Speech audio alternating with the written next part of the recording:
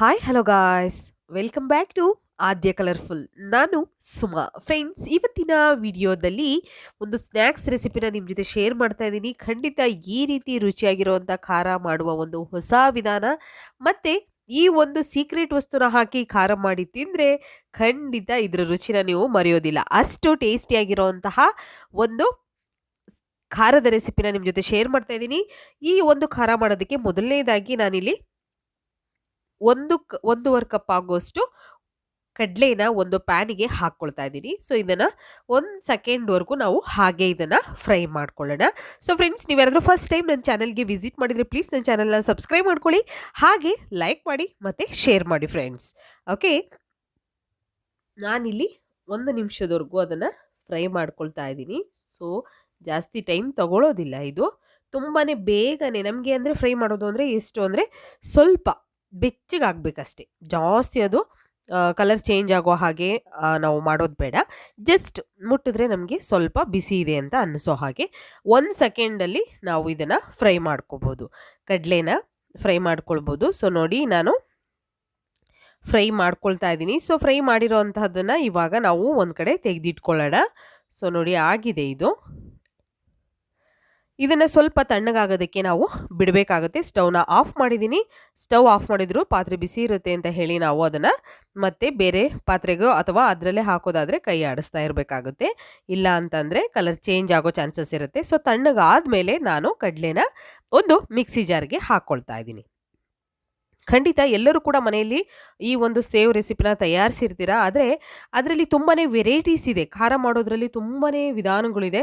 So ಆ ವಿಧಾನದಲ್ಲಿ ಇದು ಒಂದು ಹೊಸ ವಿಧಾನ ಅಂತ ಹೇಳ್ಬೋದು. ಖಂಡಿತವಾಗ್ಲೂ ಈ ಒಂದು ಸೀಕ್ರೆಟ್ ವಸ್ತುನ ಹಾಕಿ ನೀವು ಖಾರ ಮಾಡಿ ತಿಂದರೆ ರುಚಿನ ಮರೆಯೋಲ್ಲ, ಅಷ್ಟು ಟೇಸ್ಟಿ ಇರುತ್ತೆ. ಬೇಕಿದ್ರೆ ಒಂದ್ಸಲ ಟ್ರೈ ಮಾಡಿ. ನಂತರ ನೋಡಿ, ನಾನು ಪೌಡರ್ ಥರ ಮಾಡ್ಕೊಂಬಂದಿದ್ದೀನಿ. ಇದನ್ನು ಜಾಸ್ತಿ ನುಣ್ಣಗೆ ನಾವು ಪೌಡರ್ ಮಾಡ್ಕೊಂಬರ್ಬೇಕು ಕಡಲೆನ.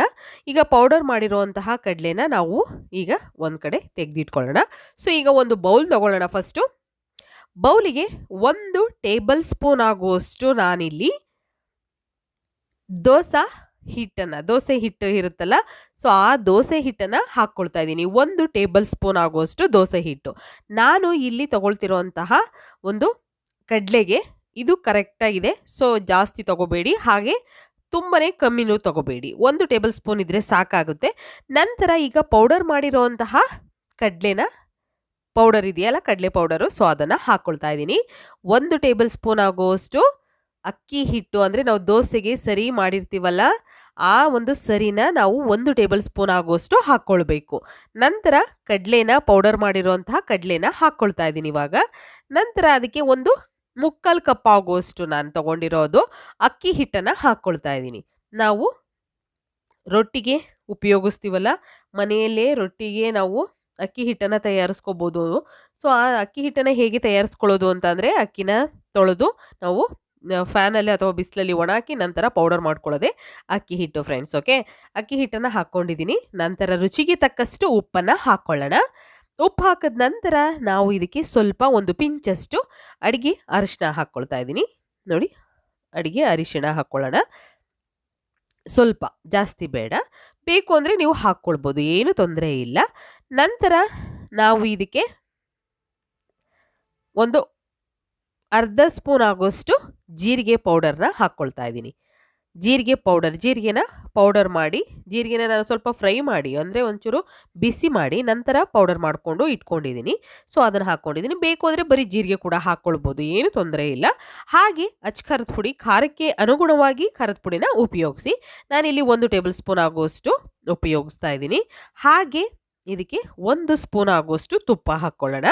ತುಪ್ಪ, ಬೆಣ್ಣೆ ಇದ್ದರೆ ಬೆಣ್ಣೆ ಇನ್ನೂ ಸೂಪರ್ ಇರುತ್ತೆ, ಇದ್ದರೆ ಬೆಣ್ಣೆ ಉಪಯೋಗಿಸಿ.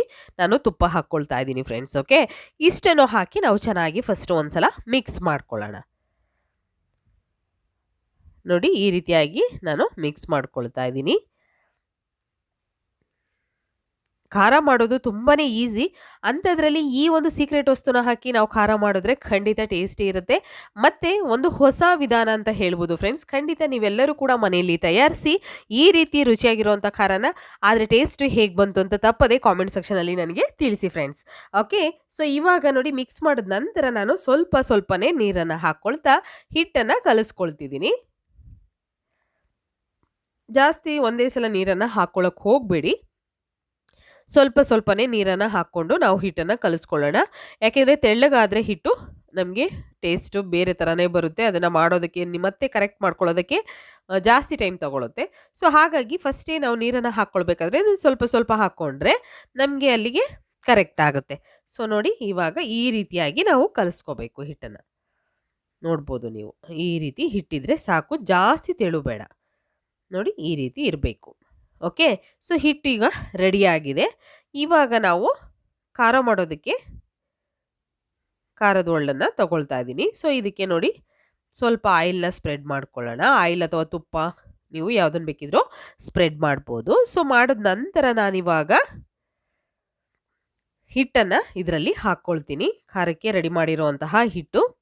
ಸೊ ಇದನ್ನು ಈವ್ನಿಂಗ್ ಸ್ನ್ಯಾಕ್ಸಿಗೆ ಕೂಡ ಮಾಡ್ಕೋಬೋದು. ಹಾಗೆ ನೀವು ಮಾಡಿ ಇದನ್ನು 1 ತಿಂಗಳವರೆಗೂ ಕೂಡ ಸ್ಟೋರ್ ಮಾಡಿ ಇಡ್ಬೋದು ಫ್ರೆಂಡ್ಸ್. ಏನೂ ತೊಂದರೆ ಆಗೋದಿಲ್ಲ. ಆಚೆ ಎಲ್ಲಾದರೂ ಟ್ರಿಪ್ ಹೋಗ್ತೀರಾ ಅಂದರೆ ಖಂಡಿತ ರುಚಿಯಾಗಿರೋವಂತಹ ಮತ್ತು ಹೆಲ್ತಿಯಾಗಿರುವಂತಹ, ಮನೆಯಲ್ಲೇ ನಾವು ಶುಚಿಯಾಗಿ ಮನೆಯಲ್ಲೇ ಈ ರೀತಿ ರುಚಿಯಾಗಿರುವಂತಹ ಒಂದು ಖಾರ ಅಥವಾ ಯಾವುದೇ ಸ್ನ್ಯಾಕ್ಸ್ಗಳನ್ನು ಮಾಡಿಕೊಂಡು ಹೋಗೋದ್ರಿಂದ ಮಕ್ಕಳಿಗೂ ಕೂಡ ಇಷ್ಟ ಆಗುತ್ತೆ. ಆಚೆ ಮತ್ತು ನಾವು ತಗೊಳ್ಳೋದು ತಪ್ಪುತ್ತೆ. ಸೊ ಹಾಗಾಗಿ ನೀವು ಮಾಡ್ಕೊಂಡು ಕೂಡ ಹೋಗ್ಬೋದು. ಇದನ್ನು ಸ್ಟೋರ್ ಮಾಡಿ ಕೂಡ ಇಡ್ಬೋದು. ನೋಡಿ, ಈ ಥರ ನಾನು ಫುಲ್ ಹಾಕ್ಕೊಂಡಿದ್ದೀನಿ. ಹಾಕಿದ ನಂತರ ಇವಾಗ ಎಣ್ಣೆ ಆಲ್ರೆಡಿ ಕಾಯೋದಕ್ಕೆ ಇಟ್ಟಿದ್ದೆ. ಸೊ ಇದರಲ್ಲೇ ನಾನು ಖಾರನ ಹಾಕ್ಕೊಳ್ತೀನಿ. ನೋಡಿ, ಈ ರೀತಿಯಾಗಿ ಖಾರ ಬರಬೇಕು ನಮಗೆ. ನೋಡ್ಬೋದು ನೀವು, ಹೀಗೆ ನಾನು ಹಾಕ್ಕೊಳ್ತೀನಿ.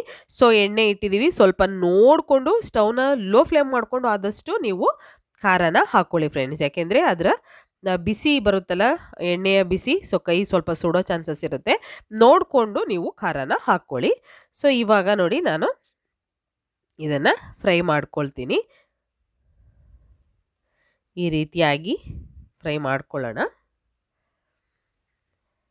ತುಂಬಾ ಈಸಿಯಾಗಿ ಈವ್ನಿಂಗಿಗೆ ಮಾಡ್ಕೊಳ್ಳುವಂತಹ ಒಂದು ಸ್ನ್ಯಾಕ್ಸ್ ರೆಸಿಪಿ ಇದು.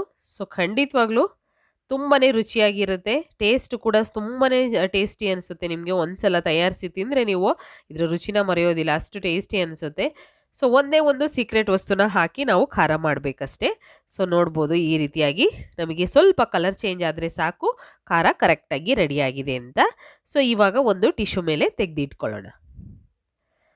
ಗರಿ ಗರಿಯಾಗಿರುವಂಥ ಖಾರ ರೆಡಿಯಾಗಿದೆ. ಸೊ ಈಗ ಇದಕ್ಕೆ ನಾವು ಕಡಲೆ ಬೀಜ ಮತ್ತು ಬೆಳ್ಳುಳ್ಳಿ ಹಾಗೆ ಕರಿಬೇವು ಇಷ್ಟನ್ನು ತೊಗೊಂಡಿದ್ದೀನಿ.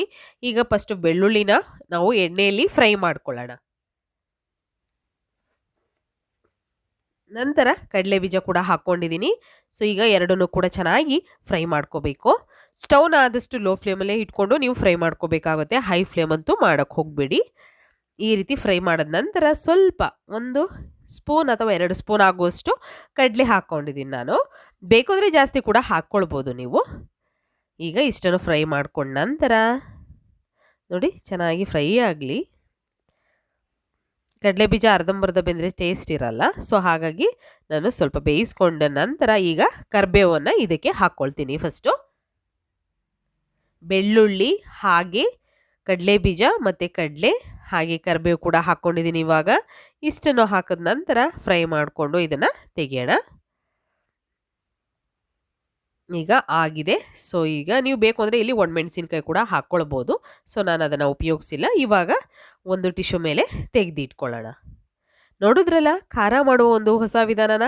ಮತ್ತೆ ಈ ಒಂದು ಸೀಕ್ರೆಟ್ ವಸ್ತುನ ಹಾಕಿ ನೀವು ಖಂಡಿತ ಖಾರ ಮಾಡಿ ತಿಂದರೆ ಇದರ ರುಚಿನ ನೀವು ಮರೆಯೋದಿಲ್ಲ. ಒಂದ್ಸಲ ಈ ರೀತಿಯಾಗಿ ಖಾರ ಮಾಡಿ ಹೇಗೆ ಬಂತು ಅಂತ ತಿಳಿಸಿ. ಇವತ್ತಿನ ವಿಡಿಯೋ ಇಷ್ಟ ಆಗಿದ್ರೆ ಪ್ಲೀಸ್ ಚಾನಲ್ನ ಸಬ್ಸ್ಕ್ರೈಬ್ ಮಾಡ್ಕೊಳ್ಳಿ, ಲೈಕ್ ಮಾಡಿ ಮತ್ತು ಶೇರ್ ಮಾಡಿ. ಓಕೆ, ಇವತ್ತಿನ ವಿಡಿಯೋನ ಇಲ್ಲಿಗೆ ಮುಗಿಸೋಣ. ಬಾಯ್.